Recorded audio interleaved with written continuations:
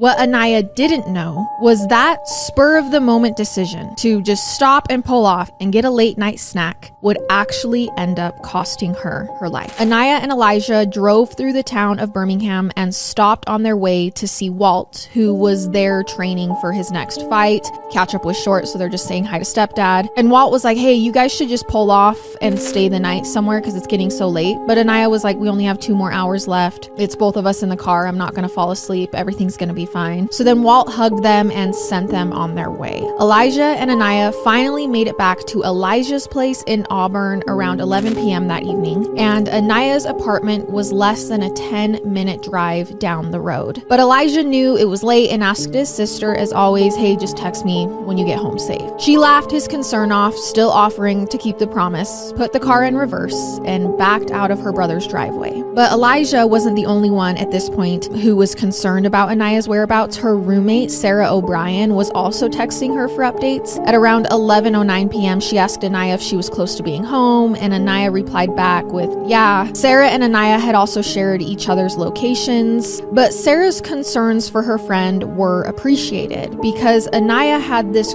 crippling, deep-seated fear, one that she had shared with Sarah and several people that she knew. Ever since she was a little girl, she had this weird, maybe even intuitive, feeling that she might get kidnapped or like she would tell people this, and she wouldn't just mention this in passing, like this would keep her up at night, give her nightmares. It made her anxious to the point that she would actually check for intruders when she entered a room, and I'm gonna assume that a lot of people listening to this can relate.